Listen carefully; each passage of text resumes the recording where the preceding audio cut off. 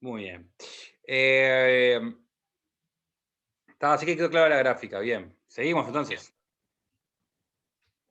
Trayectoria de la corriente, bueno, acá me había adelantado antes un poco en lo que había dicho, pero en la figura 1, ¿qué es lo que ven? Brazo, brazo. Brazo, brazo. O, ¿Tá? mano, mano. Sí, o mano, o bueno, mano a mano. Sí. En la figura 2, ¿qué ven? Ahí ya están Sostiene, en recorre todo el cuerpo. dos puntos de contacto. No queda claro si está de espalda o está de frente, ¿no? Sí, pero bueno, Yo me lo la imagino acción es mirándome a mí. Pero la forma de que está agarrado la mano está de frente. Tienes razón. Tienes razón. Claro, de la forma que está agarrando, tiene que estar de frente, si no, no puede. Entonces está mirando Entonces si está mirando de frente, ¿qué es? mano derecha y pie Brazo, izquierdo. Mano brazo derecha derecho, pie. o brazo derecho va y pie izquierdo. Entonces atraviesa toda la Todo el diagonal del cuerpo, cuerpo, digamos, el corazón y claro. otros órganos. Por lo tanto, Todo pasa por todo el tórax y termina en el pie izquierdo. exactamente. Y eso puede generar un daño muy importante. Por lo tanto, también el uso del casco, ¿no? A ver, acá sí muestra. También la cabeza es, bueno, ahí dice manos cabeza. La cabeza también puede ser conductora. Entonces, puede ser en realidad para los que trabajan con instalaciones eléctricas, el uso del casco también no es solamente para golpes, sino tiene que estar certificado también para trabajos eléctricos, ¿no? El símbolo de dieléctrico internacional es un triángulo apoyado arriba de otro triángulo. Si ponen simbología dieléctrica en Google Imágenes, lo encuentran enseguida. Es la simbología que se utiliza. Pero está bueno porque ustedes, por ejemplo, agarran un zapato de seguridad y le corren la lengüita para atrás y en general ahí ya te indica con un pictograma la protección dieléctrica. Por lo general los prevencionistas no hacemos eso de andar revisando zapatos. Yo a veces cada tanto hago un muestreo ahí. Le piso la punta del zapato a los trabajadores a ver si tienen la puntera o no. Medio en broma en el momento, pero medio en serio para saber, porque a veces pasa bueno, en construcción me pasa que a veces que no le dan zapatos de seguridad con puntera. Para instalaciones eléctricas no es tan indispensable, pero en construcción sí es importante porque estás todo el Sí, son tiempo. mucho más caros con puntera, por eso. ¿Sí? ¿Te parece? Habría que Pero a ver. ver, mucho más caro no, en cuanto a la protección que tienen son necesarios, pero son más caros. En el mercado son más caros con puntera de metal que sin puntera de metal. Ah, no Sí, sabía. Puede ser. son un poquito más caros, pero hoy, por ejemplo, se están usando otro tipo de materiales como plástico, por ejemplo, o algo parecido al plástico A que ver, también hace de puntera. exactamente. ¿Qué? Hoy la puntera de acero no se está usando mucho. Hay No, un por el plástico que se llama contacto eléctrico. composite, que es bastante duro. O sea, si yo pateo un clavo, el clavo no me lo clavo, lo doblo. No, Por ejemplo, si quieren a un alumno amable que tenga ahí en la computadora, entra a Mercado Libre y pone zapatos de seguridad con puntera de acero y compara con otro sin puntera de acero. Hay de todo lo que pasa, ¿no? Hay zapatos de 3.000 pesos también, ¿no? Digo, hay de todo. No, hay más. Hay unos que salían 6.000 pesos, vi la otra vez. Pero no es lo que se usa. A uno que busque ahí, que busque ya de paso zapatos dieléctricos para saber cuántos salen. andan alrededor de 1.300 pesos, Está bien. por ahí más o menos. Es razonable, sí. Sí, está bien, sí. Sí. Yo cuando arranqué me acuerdo que me compré uno de 400. En aquel momento, obviamente, había menos inflación que hoy. Pero era una tanda así. Hay de 900 también, pero el problema que se da en el caso de nosotros, por ejemplo, es que al doblar el pie quiebra la suela. Puede ser, sí. Es verdad, sí. Sí, hay algunos que Mm. son muy malos. Son muy malos la calidad no de la parte superior, sino la suela. Eso de 1.300 me parece un precio razonable. Obviamente que si tenés una empresa grande de muchos trabajadores y comprás, yo que sé, 50 pares, no te va a salir 1.300, te va a salir 1.000 o 1.100. Y todavía descuentas el IVA, así que ahí la empresa no, salía mucho más barato en realidad, mucho más barato. Pero bueno, está, nosotros, igual mire que, no sé, yo por lo menos me compro cada 3 años más o menos, 2, 3 años, porque la verdad que me duran un montón, un montón, y tal, vale la pena. Bueno, yo no sé un poco de tema. La naturaleza de la corriente también es importante, en general la alterna es más riesgosa. El efecto es inversamente proporcional a la frecuencia, genera arritmia, fibrilación ventricular. La continua generalmente es menos riesgosa, produce ¿Qué es la calentamiento. corriente alterna? Perdón, Pablo. ¿Lo qué?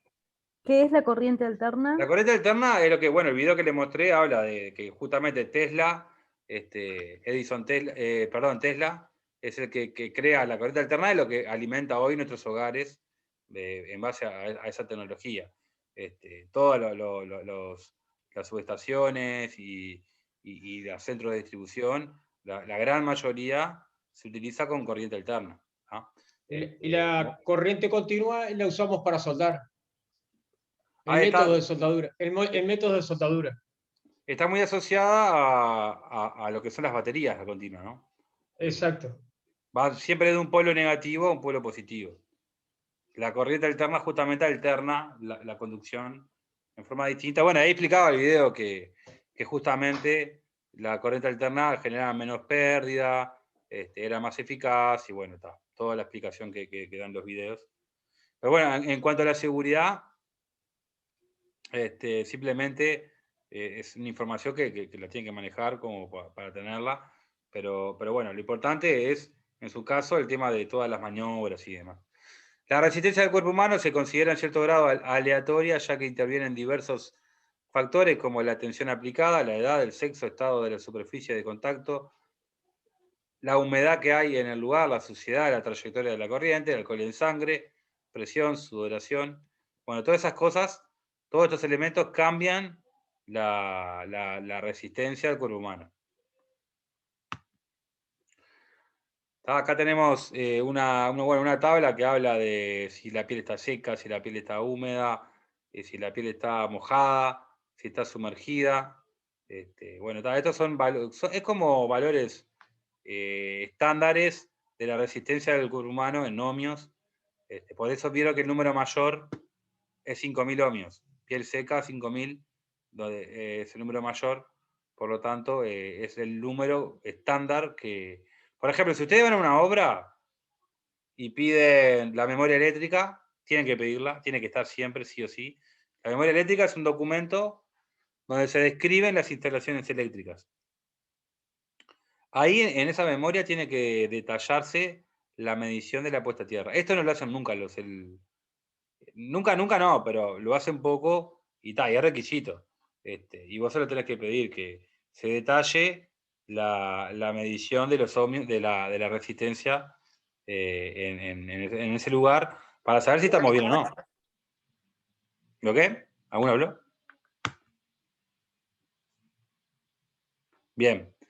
Acá habla de los efectos sobre el organismo, varían según los factores ya vistos, pueden producirse lesiones graves, tales como afisia, fibrilación, ¿qué palabra que me cuesta? Fibrilación ventricular, quemaduras, lesiones secundarias a consecuencias del choque eléctrico, tales como caídas de... Bueno, eso pasa también, ¿no? Que a mí me pasó en una...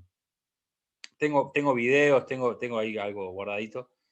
Me pasó en una barraca de hierros, en una empresa que tenía un puente grúa, que el ingeniero de la empresa se puso a caminar por la pasarela, que ahí estaban los conductores. No sé si alguno vio una vez un puente grúa, que el puente grúa tiene un riel en un lado y en otro lado tiene 3 conductores eléctricos que alimentan el puente grúa. Entonces, por un lado recibe la energía eléctrica y por otro lado se desplaza en los rieles. Debajo de esos conductores hay una pasarela muy casera, digamos, era un chapón, una estructura de hierro con un chapón de BDF, de esos. Y el ingeniero se subió a ver algo y recibió un contacto eléctrico muy salado. Y bueno, por suerte había un trabajador cerca que la verdad que que pudo bajar la llave y tal, le salvó la vida, porque si no, no se hubiera salvado. Y bueno, nada, cosas que pasan. Bueno, y los efectos, bueno, quemadura, contracción muscular, asfixia, paro cardíaco, lesiones permanentes. Son todos los efectos del organismo que puede generar, los más frecuentes, digamos, de contacto eléctrico. Lo importante de ustedes que tienen que manejar, esto es fundamental, es el concepto de contacto eléctrico directo y contacto indirecto. Ahí tienen contacto indirecto, la imagen A, la parte 2, son todos posibles contactos indirectos que se pueden dar. Ahora vamos a ver bien ejemplos. No está el concepto acá, bueno, se lo digo yo entonces. Contacto eléctrico directo es cuando ustedes tienen contacto con la electricidad directamente con los conductores. Por ejemplo, si tocan un cable pelado, es el mejor ejemplo, y tienen contacto, ahí cuando están en contacto directo con la electricidad. Cuando tocan, por ejemplo, una heladera, un microondas, la carcasa que le da energía eléctrica, eso significa que es un contacto indirecto, porque ni una heladera, ni un microondas, o nada metálico diseñado que no fue diseñado para transmitir energía, conducir energía eléctrica, y ustedes la reciben, eso es un contacto eléctrico indirecto. Eso es fundamental porque a raíz de estos contactos se desprenden las protecciones que debe tener. Acá tenemos unos extractos de las protecciones contra contactos directos del reglamento de UTE de baja tensión. Es el capítulo 6. Yo se lo puse en el aula, es un PDF bastante viejo. Nada, lo bichan. El reglamento de baja tensión es bastante extenso. Acá en el capítulo 6 habla específicamente de lo que nos interesa a nosotros, que es la parte de seguridad. Hay un ítem interesante que habla de instalaciones eléctricas en lugares con explosivos. Eso no es parte de la temática del curso, pero bueno, si quieren ir y leerlo, va a servir. Bueno, la primera medida, ¿quedó claro lo del contacto eléctrico directo e indirecto? Sí. Directo, Sí. indirecto, perdón, es la heladera y los microondas, por ejemplo. Nada, sí, ese es un ejemplo, ¿no? Es cuando yo toco algo, una carcasa o toco algo metálico que está energizado y que me da corriente. Ahí está. Pero Y directo podemos decir que es un cable pelado, o sea que estamos tocando directamente sobre la fuente, digamos, de energía. Exactamente. Ahí va, eso. Entonces, cuando yo hablo de las protecciones contra contactos eléctricos directos, yo lo que tengo que hacer es que haya alejamiento de las partes activas. Es decir, las instalaciones eléctricas deben tener una distancia reglamentaria, ya sea en altura o en profundidad. Pero tiene que haber una distancia o de 2,5 metros de altura o de 1,5 metros de profundidad, que es lo que muestra la imagen, que bueno, son los pictogramas que quedaron de UTE, que todavía no se actualizó esto, sigue vigente hasta el día de hoy. Además, la norma NS1D para distribución y el de POTRA, la norma NS1D es para distribución y la POTRA es para transmisión. Son normas de UTE internas, pero públicas, que el que trabaja en UTE la debe dominar. Acá habla de distancias de seguridad para alta tensión. Eso base al kilovatio de 15 a 0,8 metros, de 22 a 0,8, de 30 a 1. Esto es muy importante, sobre todo cuando trabajo con grúas, ¿no? Cuando trabajo con grúas, y yo la pluma de la grúa, que es un elemento metálico, y yo me aproximo a los conductores eléctricos, tengo que respetar esas distancias de seguridad. Por lo tanto, cuando trabajo con grúas y tengo posibilidad de interferencia con conductores eléctricos, yo tengo que saber qué tensión hay en esos lugares, para saber si estoy respetando las distancias de seguridad. Por lo general no hay problema con esto, pero puede que lo haya. Digo, le puede tocar trabajar con grúas perfectamente, porque es una máquina que se usa mucho. Y bueno, que hagan maniobras peligrosas que puedan... A veces pasa que no... Hay gente que no sabe esto a veces. Cuando hay voltaje muy alto, cuando hay media o alta tensión, se produce lo que es el arco eléctrico. Entonces, yo solamente acercándome, ya hice arco eléctrico y bueno, las consecuencias pueden ser muy drásticas si no respeto eso. ¿Eso es un contacto directo? Bueno, sí, de alguna manera sí. Sí. Eso se puede estar dando, por ejemplo, en la maquinaria agrícola, por ejemplo, los mosquitos que se acercan a las columnas de alta tensión, ¿no? Sí, claro, sí, sí. Sí, sí. A veces pasa así que la retroexcavadora, por ejemplo, que... Claro, toca arriba y listo. Claro, toca los conductores. Por lo general, ya están, por ejemplo, a mayor tensión, mayor altura. UTE lo hace así, ¿no? Sí. Por lo general. Por ejemplo, acá tenemos un elemento que habla de interposición de obstáculos, de modo que impida que el contacto accidental. Entonces, por ejemplo, acá tenemos un operario. ¿Qué está haciendo ese operario ahí? Bajando las guillotinas. O Ahí levantándolas, está. no sé. ¿Y qué es lo que tiene ese operario puesto? Tiene Guantes, casco, guantes y zapatos de seguridad. Todo y aislado. además, ¿Y y qué además más? tiene un banco el cual lo separa del suelo. Los Exactamente. regatones de goma. Hay muchos que piensan que el banco es porque no llega, pobre. Le tocó el petizo. No, La isla de tierra. el banco es un banco dieléctrico, una banqueta, Ajá. exclusivamente fabricada con normas técnicas que cumplan con la función de aislamiento. Lo mismo con los zapatos de seguridad, guantes dieléctricos. Lo que tiene en la mano es una pértiga. ¿No? La pértiga es un elemento que puede ser telescópico, como la caña de pescar, igualito, sino pueden ser como dos varillas que se atornillan entre sí, ¿ah? Y que tienen determinados elementos para usarse, para testear la electricidad o hacer algunas maniobras.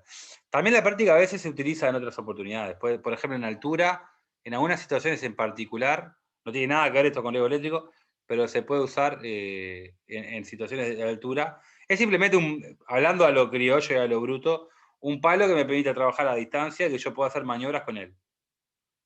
Hablando muy a lo bruto, pero en realidad esa jabalina, es un dibujito, ¿no? Pero esa jabalina está fabricada también con normas de electricidad. ¿Qué le falta a ese operario?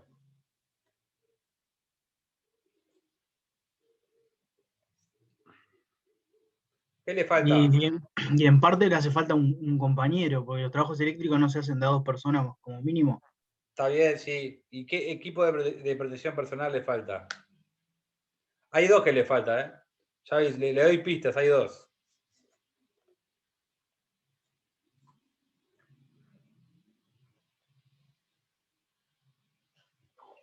¿Qué es lo que no está protegido ahí? La parte de la cara. Ah, ahí va. Entonces. La careta.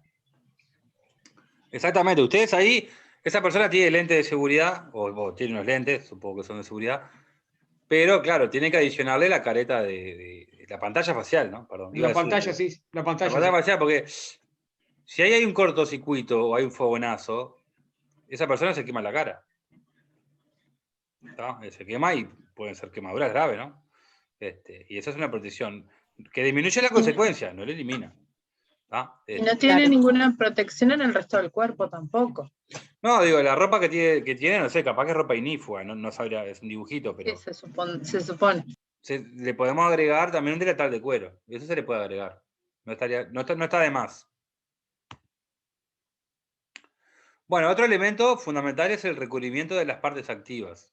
Esto que ven acá, ¿ustedes ven mi cursor? Sí. Bueno, Sí, sí, se ve. estos son los conductores se ve. eléctricos que por lo general están encerrados en celdas, ¿tá? Pero están encerrados en celdas para que justamente este operario no tenga acceso a las zonas de tensión. Por ejemplo, si esto está activado, estos conductores están activados, y vos te metés para adentro, chao, en paz descanse. O sea, en el momento es fulminante, eso es instantáneo. No es que capaz que me muero. Entonces, justamente las celdas que le dicen, hoy por hoy la tendencia ya es hacerlos más chicos y más seguros, pero queda muchísimo, ¿no? De subestaciones de este estilo, ¿tá? Que tienen estas jaulas que están hechas justamente para que las personas estén a distancia y trabajan a distancia para no estar en contacto con estos elementos de tensión.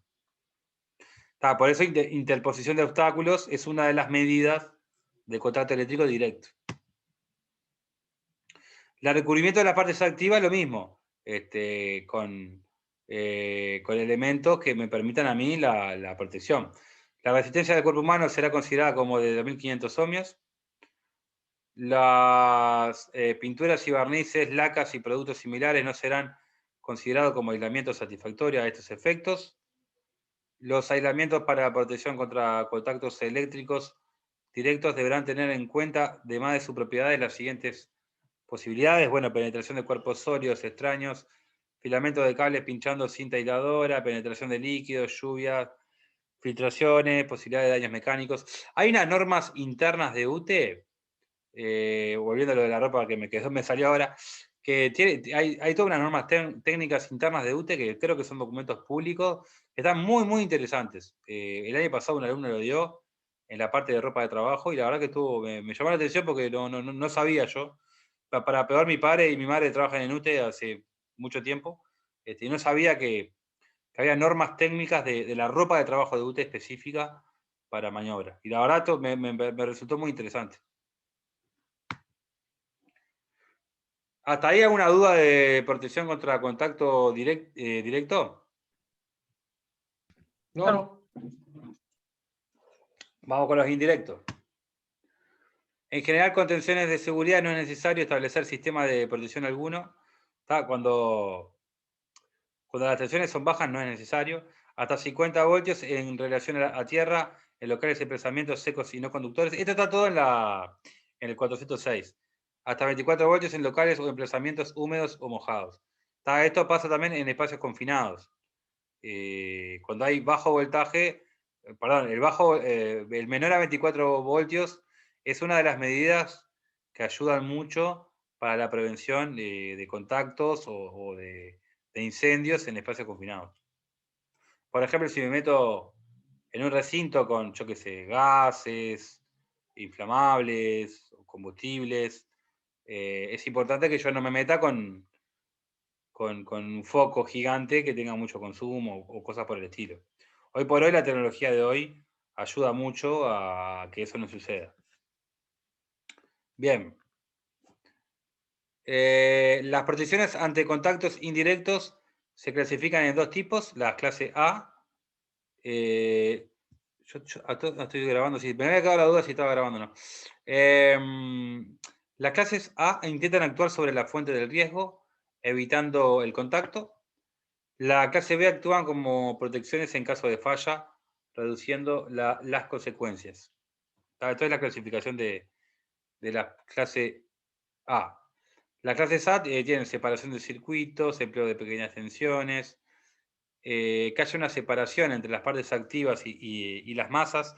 Las masas, por las dudas, es una palabra que la lee bastante, es elementos, por lo general metálicos, que pueden ser energizados, pero que no son conductores. Por ejemplo, lo de la heladera y lo del microondas, que dijimos el ejemplo, si hay energización de la carcasa, lo correcto es que está haciendo masa esa estructura. Lo correcto en terminología, ¿no? Inaccesibilidad simultánea de elementos conductores y masas, recubrimiento de las masas con aislamientos, ahí se puede colocar gomas o otro tipo de protecciones. Y la conexión equipotencial, que es otra de las medidas que después vamos a ver. La separación de circuitos en general se utilizan en recintos de alta conductividad, como interior de calderas, cascos, andamios, etc. Conductores aislados de tierra y sin puntos comunes, masas aisladas de tierra y conectadas entre sí. Que las masas estén aisladas de la puesta a tierra también. Eso es uno de los elementos importantes. Bueno, esto ya lo dijimos. Bueno, para la separación entre las partes activas y las masas accesibles por medio de aislamientos de protección, se debe aislar totalmente los conductores de las masas con doble aislamiento certificado por norma, según se indica en el capítulo del reglamento de baja tensión de UTE. El símbolo de doble aislamiento es el que están viendo ahí, es un cuadrado adentro de otro cuadrado, es un símbolo internacional. Por lo tanto, los materiales no son necesarios que estén a tierra. Por ejemplo, el taladro, la moladora, el enchufe para cargar el celular, no, por lo general no tienen puesta a tierra. ¿Por qué?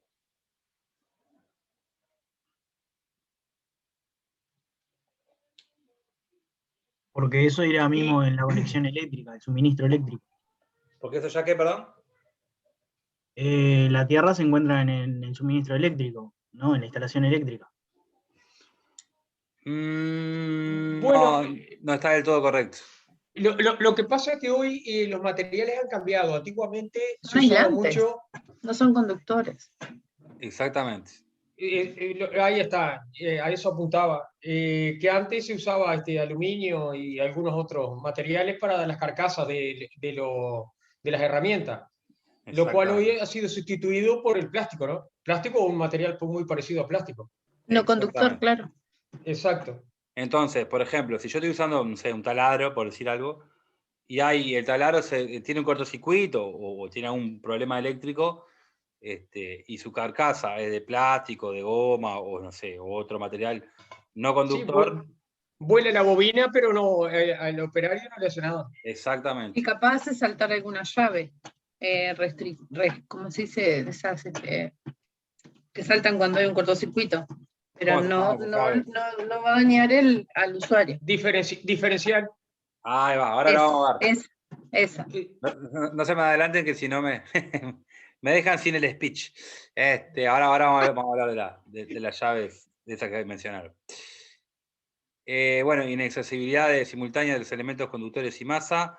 Este sistema se utiliza generalmente en simultáneo con otro tipo de protecciones mencionadas. Consiste en obstaculizar el contacto de fase y masa en forma simultánea. Un ejemplo claro es aislar efectivamente una zona de trabajo para evitar una diferencia de potencial y de esta forma no permitir el pasaje de corriente por el cuerpo humano.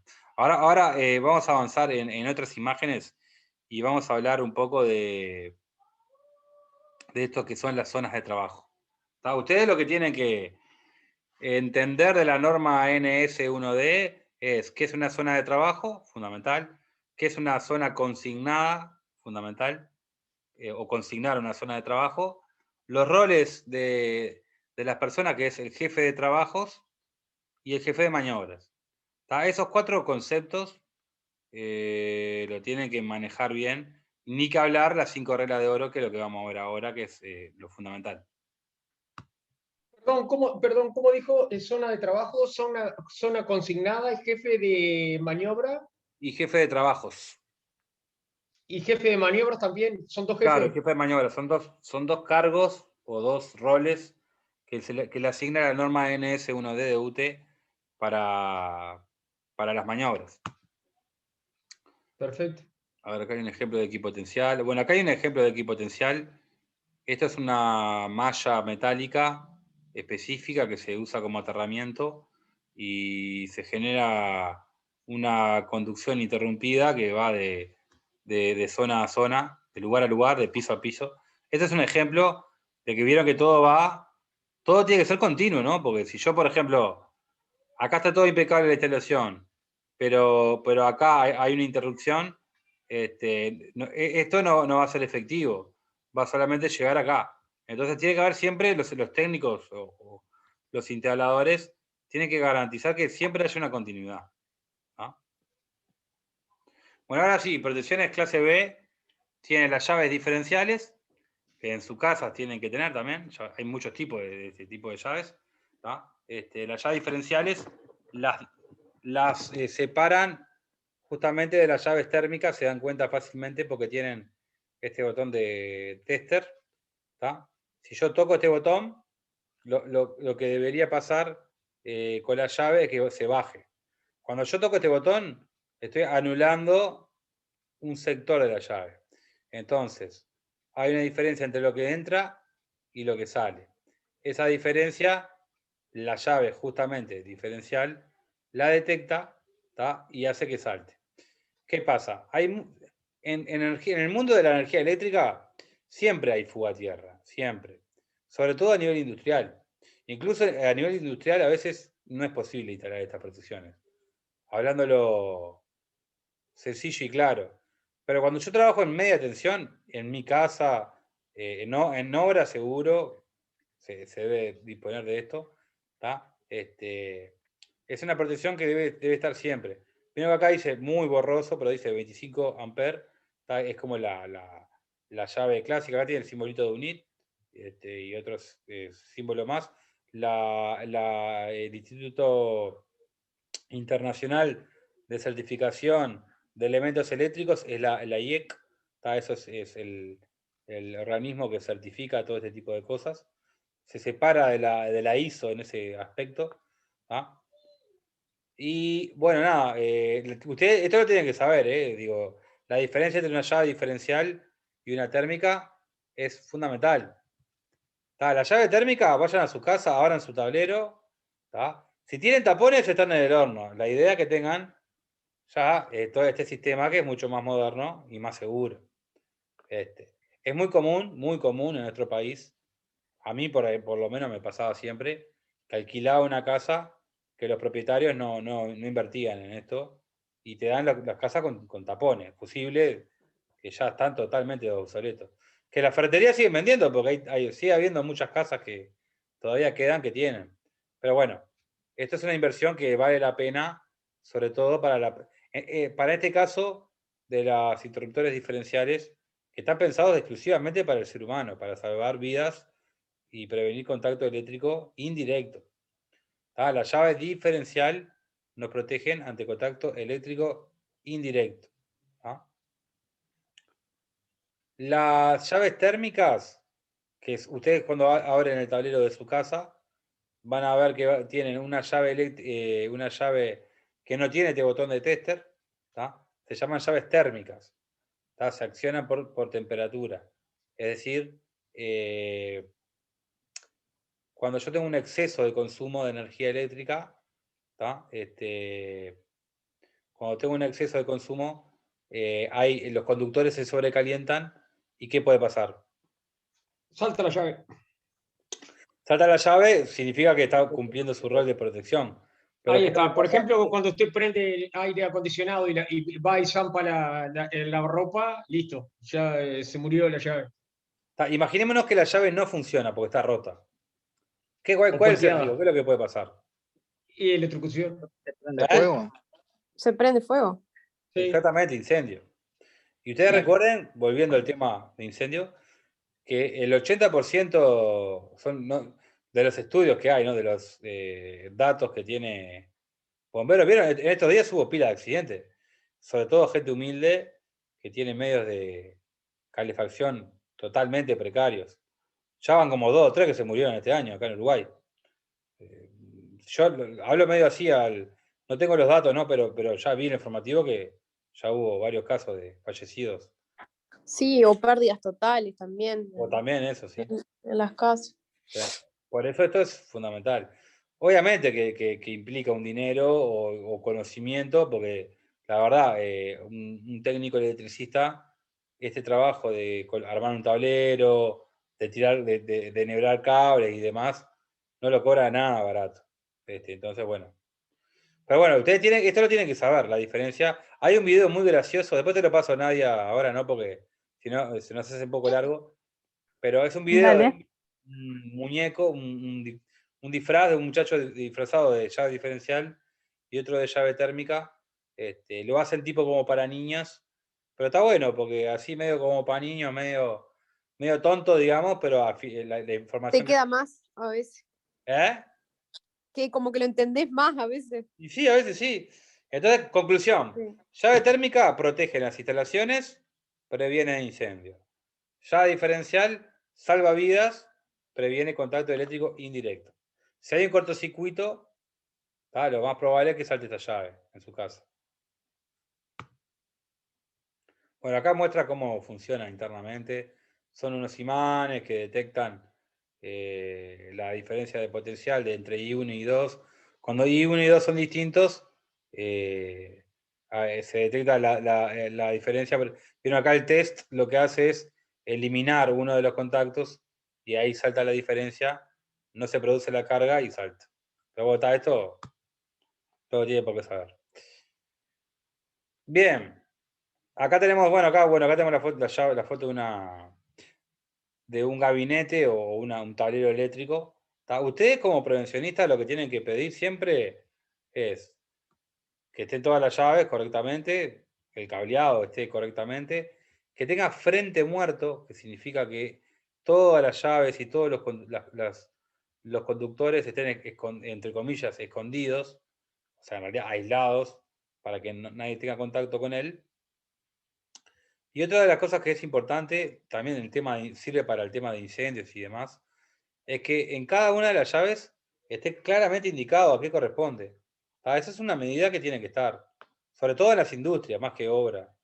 En industria tiene que, porque a veces pasa que tenés una falla eléctrica y no sabes a qué corresponde. Y eso es importante. A veces es medio complejo y lo pegan en este sector, pero bueno, eso tiene que estar. Que tenga la puerta, no tiene que estar cerrado con llave igual. Eso no. Por lo general, ¿sí? Pensé que hablaron. Por lo general la cerradura es media endeble, digamos. La cierran así nomás, con un destornillador nomás lo abrís, o con cualquier cosa, con una llave común lo abrís. No deben estar cerrados con candado ni nada, no es recomendable. Bueno, son las 9:15. Bueno, seguimos. A ver, me quedan 2 minutos nomás, pero vamos a tener que hacer otro Zoom más porque no llegamos, si no. Quedan algunas pocas diapositivas. Si quieren, avanzo un poco más y que se corte y lo juntamos de vuelta. Las 5 reglas de oro son 5 pasos que se deben cumplir en maniobras eléctricas, pero es obligatorio solamente para media y alta tensión. Ustedes pueden cumplir, si quieren, abrir, bloquear y verificar en baja tensión. Eso sí lo pueden hacer. Pero aterramiento no lo van a poder, no es necesario que lo hagan en baja tensión. Ahora después vamos a ver lo que es eso. Bueno, acá hay un videito. Pongo este video, hacemos así, hacemos un corte y arrancamos con este videito que seguro que es cortito. Perdón que los hice hacer un tercer Zoom, pero este tema es importante y después no lo vamos a volver a ver. ¿Nos vemos ahora? Dale. Vamos arriba.